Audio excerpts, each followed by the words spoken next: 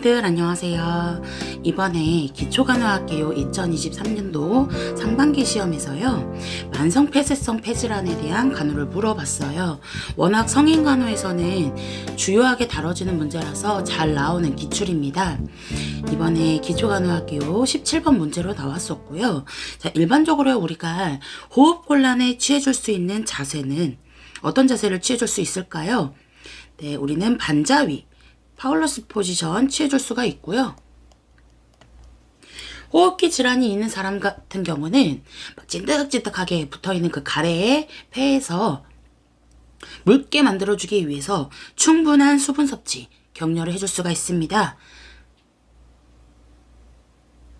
그리고요, 우리가 특히나 이런 COPD, 만성폐쇄성 폐질환 환자 같은 경우는요, 호흡을 효과적으로 도와주기 위해서 코로 흡기를 하고 입으로 길게 호기를 하는 이런 호흡법을 해줄 수가 있고요. 우리가 입술 오므리기 호흡법이라고도 하거든요.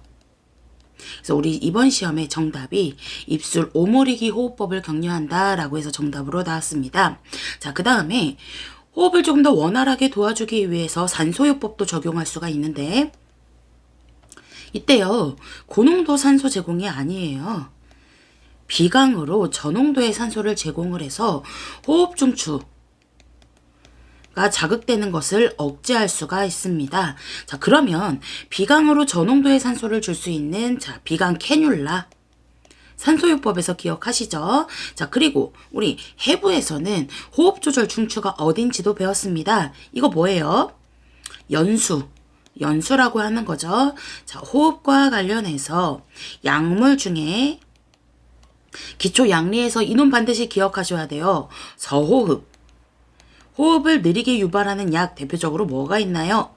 네, 모르핀, 데메롤 이런 놈들 있잖아요. 이기도 하기 때문에요, 우리가 마약성 진통제, 심근에 괴사가 있는 심근경색증에도 썼던 거 같이 연결시켜서 생각하면 편합니다. 우리가 호흡을 용이하게 도와주기 위해서 기관지 확장제 같은 것도 쓸 수가 있잖아요. 그럼 이 기관지 확장제 알고 있는 게 뭐가 있나요? 양리에서 린으로 끝나는 놈들 되게 많이 있거든요. 벤톨린도 있고요. 에피네프린, 아미노필린 이런 놈들 있죠. 끝에가 린으로 끝난다고 해서 여기서 인슐린 나오시면 안 됩니다. 또 아스피린 나오시면 안 돼요. 같이 끝에 린으로 끝나는 기관지 확장제 같은 것도 같이 기억을 해주시고요. 우리가 일반적으로 선생님들 매일 열심히 공부를 할 수는 없잖아요. 그러다 보니까 쇼츠 영상을 좀 이제 필수적으로 암기했으면 좋겠는 것들을 많이 만들어 놨거든요. 그래서 틈틈이 조금 보시면 거기도 양리와 관련된 내용들도 담아놨습니다. 그래서 한번 보시면 좋을 것 같고요. 자, 영양과 충분한 수분 섭취를 증진을 할 수가 있겠죠. 적절한 휴식, 감염 예방이 주요하게 다뤄질 간호입니다. 다른 거는 다 있더라도 이거는 잊지 마세요. 길게 호기하는 입술 오므리기 호흡법을 격려한다. 산소 저농도 비강 캐뉼라 쓸 수가 있고요. 아, 그럼 잠깐만요. 우리가 기본 간호에서 산소요법도 여러 개가 있는데, 저농도로 주는 것과 고농도로 주는 것들이 있잖아요. 특히나 고농도로 주려면 이제 마스크 사용할 수가 있는데, 가장 높은 농도로 줄 수 있는 게 뭐가 있었죠? 그쵸? 비제호흡 마스크 같은 것도 있었고, 밸브가 달려있는 벤츄리 마스크 같은 경우는요, 일정한 농도를 정확하게 줄 수도 있습니다. 자, 그리고요, 만성폐쇄성 폐질환에는 저농도로 줄 거예요. 자, 일산화탄소 중독 그런 경우에는요, 산소가 원래 헤모글로빈이랑 결합을 해야 되는데 결합력이 더 높은 놈이 있어요. 그게 뭐예요? 일산화탄소잖아요. 그때는 산소 농도를 어떻게 줘요? 저농도로 줄까요? 고농도로 줄까요? 그쵸. 일산화탄소 중독일 때는 고농도로 줄 겁니다. 자, 다만 또 비교. 아동간호에서요, 보육기 안에 산소 농도가 너무 높을 때, 고농도일 때 아이에게 걸릴 수 있는 질환이 있어요. 그게 뭐예요? 그쵸, 수정체, 후보섬유 증식증이라고 하는 놈이 있습니다. 미수가망막증이라고도 얘기하는데요. 그러다 보니까 그때는 고농도의 산소에 오래 노출된 경우에 아이에게 걸릴 수 있다라고 해서 저일 때, 고일 때 이렇게 해서 비교하면 훨씬 더 쉽게 기억하실 수가 있습니다. 볼 수 없는 만성질환인 당뇨도 이번에 18번 문제로 나왔었는데요. 자, 우리가 일반적으로요, 1형, 2형 당뇨로 나눠줄 수가 있어요. 1형은 의존 당뇨예요. 이게 무슨 말이냐 하면 우리가 혈당을 내려주는 놈이 뭐죠? 그 대표적인 그 놈이 인슐린이잖아요. 근데 이 놈이 분비가 안 되는 거죠. 인슐린에 의존을 하는 거예요. 그러다 보니까 인슐린 의존적인 1형 당뇨 같은 경우는 체내에서 원활한 인슐린 분비가 되지를 않으니까 인슐린 투여가 절대적인 게 우리 1형 당뇨라고 할 수가 있고요. 2형 당뇨 같은 경우는 비의존 당뇨라고 해서요. 나이가 들면서 인슐린 민감성이 떨어지거나 아니면 노화, 생활습관, 비만 이런 것들로 인해서요 올 수 있는 당뇨가 2형 당뇨입니다. 자, 그리고 우리 모성간호에서는 임신성 당뇨도 있는데 몸짓을 커지게 하고요, 양수도 많게 만들 수 있어요. 합병증으로요.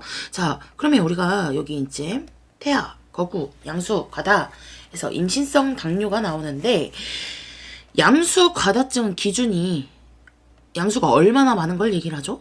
네, 2000 이상으로 많은 걸 양수 과다라고 얘기를 합니다. 양수는 특히나 태아의 체온을 일정하게 유지해주는 역할을 하잖아요. 태아의 체온을 일정하게 유지해주고요. 특히 태아의 부속물로 들어갑니다. 양수. 같이 부속물로 들어가는 거 뭐가 기억나요? 양수도 있고, 반드시 기억할 거 제대, 태반 이런 것들 있잖아요. 물론 난막도 있습니다. 4개가 들어가는데 여기에서 양수, 제대, 태반 이거는 무조건 기억이에요. 양수는 태아의 체온을 일정하게 유지해주고요. 자, 제대 같은 경우는요. 제대 정맥이 있고 동맥이 있었죠. 자, 1개 있는 게 있고 2개 있는 게 있습니다. 제가 하나만 주면 정없지로 기억하자 했었는데 제대 정맥은 1개고요. 동맥은 2개였던 거, 이런 것들도 기억을 해주시면 될 것 같아요. 자, 나머지 볼게요. 당뇨와 관련된 내용. 자, 인슐린, 혈당을 낮춰주는 놈인데요. 얘가 우리 몸에서 분비를 하잖아요. 어디에서 분비해요? 췌장. 특히나 췌장은 내분비와 외분비 역할을 같이 하는 주요한 기관이다. 특히나 췌장 같은 경우는 내분비, 외분비 역할 둘 다 한다 해서 우리 이전 시험에서도 나왔었습니다. 자, 그럼요. 내분비 역할이 이제 뭐예요? 인슐린이랑 반대 역할하는 놈. 그쵸? 글루카곤이죠. 이거 헷갈리시면 안 됩니다. 글리코겐 아니에요. 글리코겐은 포도당의 저장 형태거든요. 자, 포도당이 간에 저장될 때 글리코겐의 형태로 저장이 되고, 여기서 인슐린 반대 역할하는 놈, 혈당 높이는 놈, 그거 글루카곤입니다. 자, 그리고요, 외분비 역할하는 게 특히나 소화효소 얘기하는 건데요. 탄단지, 탄수화물은 아밀라제, 단백질은 트립신, 지방은 리파제, 이렇게 해서 아밀라제, 트립신, 리파제 이런 놈들도 같이 기억을 해주시고요. 자, 당뇨의 3대 증상이 있잖아요. 우리가 다다다라고 얘기해도 하는데 다식, 다뇨, 다음 이런 것들이 있죠. 다식, 식사 많이 하고요. 다음, 다가리라고도 하거든요. 수분 섭취량도 많고, 다뇨, 소변도 많이 보는데 체중 같은 경우는 찌지 않는다고 했습니다. 저혈당 대비하기 위해서요. 특히나 저혈당 대비하기 위해서 사탕이나 우리 당뇨 환자를 증명하는 카드 같은 것도 갖고 다닐 수가 있어요. 저혈당의 대표적인 특징이 뭐죠? 식은땀, 발한, 이런 것들, 맥박이 빨라지기도 하잖아요. 빈맥 이런 것들이 있고요. 이럴 때 이제 사탕 같은 거 먹게 도와줄 수가 있습니다. 당뇨로도 인슐린, 저혈당 혼수 상태 같은 거 올 수가 있거든요. 저혈당에 즉각적인 처치가 되지 않는다면 뇌 손상, 같은 거 유발할 수가 있습니다. 평소에는요, 잡곡밥 같은 복합당질로 구성된 식사를 하고요. 이런 저혈당일 때는 당을 한 번에 쭉 올려줄 수 있는 단순당을 먹는 거예요. 다시 정리하면 평소에는 복합당, 저혈당의 즉각적인 처치를 위해서는 단순당 먹어줄 수가 있습니다. 자, 우리가요, GI 지수라고 해서 당지표 점수가 있거든요. 이거는 포도당 100을 기준으로 한 건데요. 이 숫자가 적으면 좋은 거예요. 당을 천천히 올리는 놈들이에요. 그러다 보니까 당뇨 환자는 이 당지표, 혈당 지수가 낮은 음식을 먹어야 합니다. 당지수가 낮은 음식, 높은 음식 아니고요. 우리 시험에 이번에 당지수 100 이상의 식품 섭취를 권장한다. 당연히 틀린 오답이죠. 정답은 이번에요. 섭취한 식사나 측정한 혈당을 기록하게 한다 해서 굉장히 쉽게 나왔습니다. 나머지 문항들도요. 쉽게 걸러낼 수 있는 내용들이었는데 우리 당뇨 대상자 섭취한 식사나 혈당 같은 거 기록을 하게 도와줄 수가 있고요. 특히나 혈당 천자, 이거 뭐예요? 블러드 슈가 테스트라고 하는 BST 얘기하는 거죠. 자, 그리고요, 우리가 특히나 인슐린 같은 경우는요, 가장 흔하게 놓는 주사 부위가 어디예요? 네, 맞습니다. 복부. 복부뿐만 아니라 다른 곳에도 놓을 수가 있는데요. 이런 주사 같은 경우는 한 곳에만 두지 않고 주사 부위를 바꿔가며 놓죠.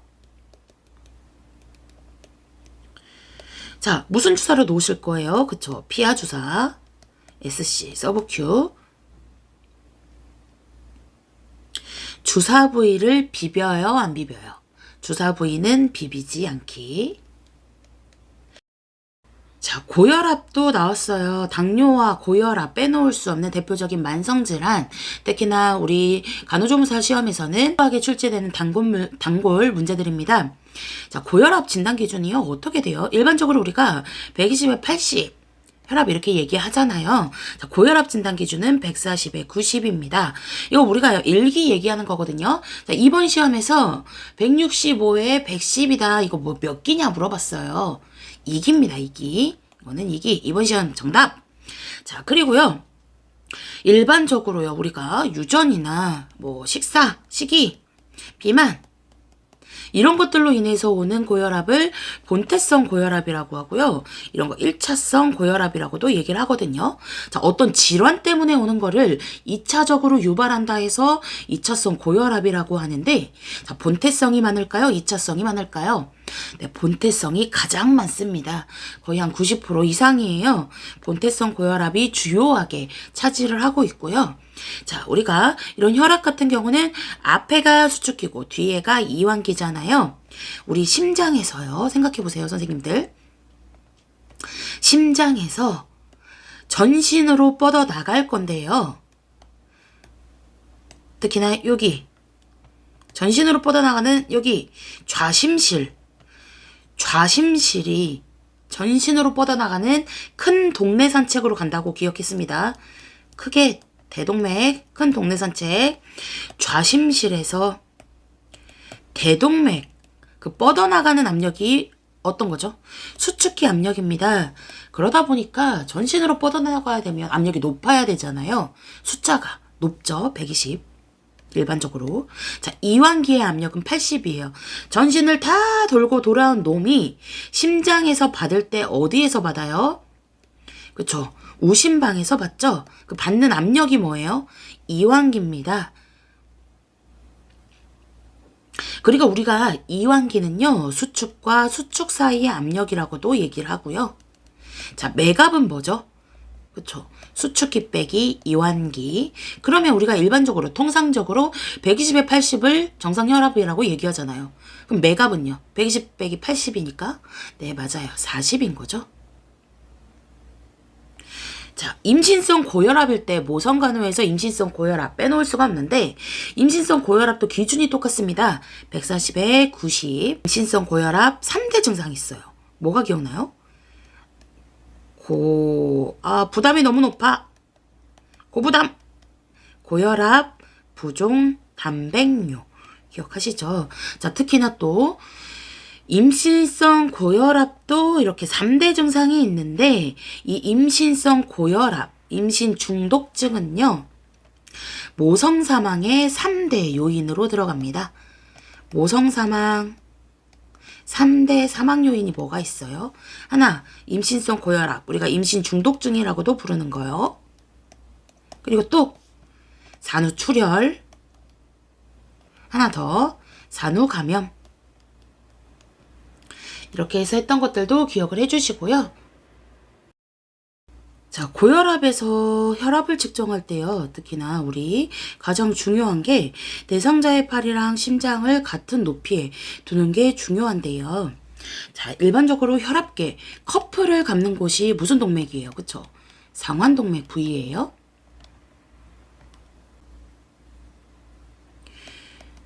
너무 좁을 때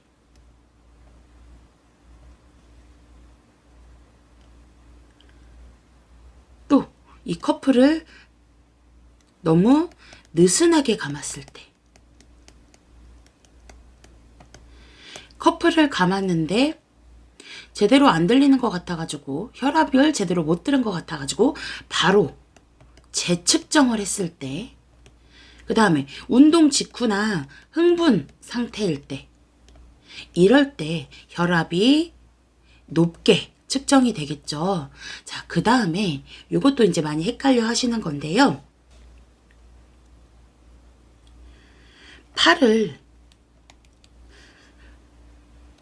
팔 높이가요. 심장보다 높을 때랑 낮을 때 중에요.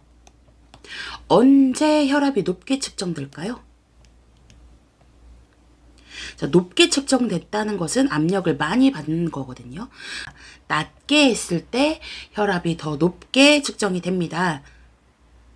자, 그러면 다시 정리하면 고혈압, 혈압이 더 높게 측정될 때는 커프가 너무 좁거나 느슨하게 감거나 바로 재측정하거나 운동, 흥분 상태일 때 또 팔을 심장보다 낮게 했을 때 혈압이 높아진다라고 생각하시면 됩니다. 그리고 제가요, 이 혈압 관련해서는 특히나 기본간호에서 또 이제 반드시 기억했으면 하는 숫자들이 있어요. 그래서 우리가 예를 들어 이 혈압을 측정할 때 팔꿈치에서 상완동맥 부위가 2에서 5cm 위로 손가락 하나가 들어갈 정도로 여유를 주고 공기가 완전히 빠진 상태에서 12에서 14cm 정도 폭을 가진 커플을 감는다. 그 다음에요. 우리 상완동맥에서 맥박 촉지되지 않는 지점에서 우리 압력을 올릴 거거든요. 네, 20에서 30 mmH 정도 더 올린 다음에 혈압계 조절기를 천천히 열어서 공기가 1초에 2 mmH씩 떨어뜨리면서 혈압계 측정 바늘을 보는데 그 눈금이 첫 심박수가 들릴 때가 수축기, 들리다가 이제 안 들릴 때가 이완기가 된다고 했었고요. 그 다음에요. 보니까 다시 측정을 하고 싶어요. 그럼 적어도 몇 분? 2에서 5분 정도는 지나야 되거든요. 그래서 이때 기본간호에서 정리해 놓은 숫자를 한번 보면 자, 2가 들어가는 숫자가 특히나 혈압에서는 많았다는 거 같이 기억을 해주시면 됩니다.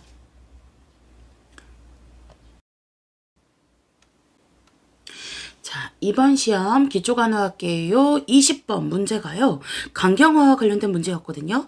간경화로 인한 황달로 소양증으로 호소하는 환자를 위한 간호보조 활동을 물어봤습니다. 자, 일단은요, 황달. 뭐 때문에 그런 거예요? 빌리루빈, 담즙색소라고도 하는데요. 밖으로 나오다 못해 공막이, 눈의 흰자인 공막이 노래지는 황달 같은 거 보이고요. 피부에 소양증도 심하게 유발하는데요. 자, 그러면 우리가 피부를 건조하게 유지하지 않겠죠. 건조하면 더 소양증이 심해지잖아요. 그래서 일반적으로 적절한 실내 습도 같은 거 유지를 해줄 수가 있고요. 정답은 굉장히 쉽게 고를 수가 있게 나왔습니다. 손톱으로 피부를 긁지 않게 한다. 그래서 소양증을 심하게 호소하는 환자는 손톱을 짧게 깎아주기도 하거든요. 손톱 어떻게 깎을까요? 손톱 짧게 그리고 둥글게 잘라줄 수가 있겠죠? 발톱은 일자로 자르는 거 기본관에서 배웠습니다. 자, 문제가 굉장히 쉬워서 쉽게 고를 수가 있었는데요. 자극적이지 않도록 이런 뜨거운 물, 맵고 자극적인 음식, 다른 내용들도 나머지 아니고요. 자, 우리가 소양증이 있을 때는요. 환경은 좀 서늘하게 했던 환경적인 중재들도 같이 기억을 해주시고요. 시기 같은 경우는 자극적이지 않는 따뜻한 음식들 같은 게 도움이 됐던 것들도 우리 주요하게 황달 간호로 볼 수가 있습니다. 자, 우리가요. 간에 문제가 있어서 황달이 올 수가 있는 거잖아요. 그러면 이게 황달도요. 폐쇄성 황달, 비폐쇄성 황달이 있었어요. 자, 그러면 자, 폐쇄가 됐다는 것은 이 담즙이 나오는 도로가 어디예요? 담즙이 나오는 도로. 담도라고 하는데 여기가 막혀버린 거죠. 막혔으니까 담즙이 제대로 못 나오니까 계속 쌓이는 거예요. 그러면서 그놈이 배출이 원활하지 않아서 소양증 같은 걸 유발하는 거고 황달을 유발하는 건데요. 이런 경우에 우리가 목욕 같은 경우 전분 목욕 같은 것들도 해줄 수가 있었습니다. 그 다음에요. 요 담즙 있잖아요. 만드는 건 어디예요? 생성. 생성은 간. 저장은 담낭. 에서 우린 해부에서도 배웠습니다. 자, 그리고 비폐쇄성 황달 같은 경우는요. 담즙이 나오는 도로가 막히지는 않았는데 어디 자체의 문제일까요? 그쵸? 간 실질 자체의 문제입니다. 그러다 보니까 우리가 간과 또 관련 있는 그 비타민이 있잖아요. 비타민 합성. 그쵸? 그거 뭐예요? 비타민 K거든요. 비타민 K 같은 경우는 혈액 응고에 관여하는데 이 비폐쇄성 황달 같은 경우는 간 자체에 문제가 있다 보니까 자, 비타민 K 합성 원활하지 않아서요. 어떻게 된다 했죠? 응고가 제대로 안 되니까 어떤 경향이 높아져요? 출혈 경향이 높아진다라고 했던 것들도 같이 기억을 해주세요.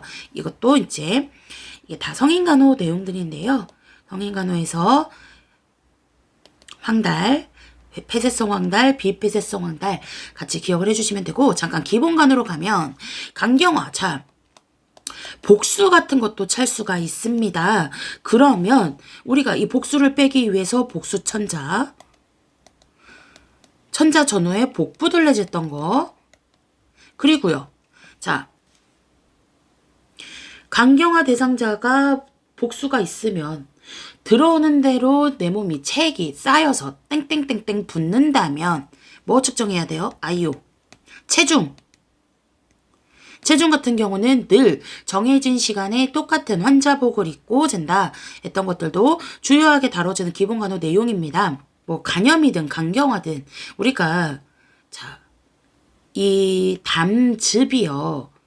결국에는 지방을 녹여주는 용해하는 역할도 하는데 이런 상태에서는 그럼 어떻게 줄까요? 당연히 저지방이었던 거 기억을 해주시고요. 그러면 이거하고 자, 맞출게요. 자, 비교. 고지방으로 줬던 거 있어요. 음식이 너무 빨리 넘어가면 안 되니까 부러움이나 현기증 같은 거 유발할 수 있던 성인간호 위장관 질환에 나오는 내용이 있거든요. 그거 뭐예요? 네, 급속 이동 증후군 있죠.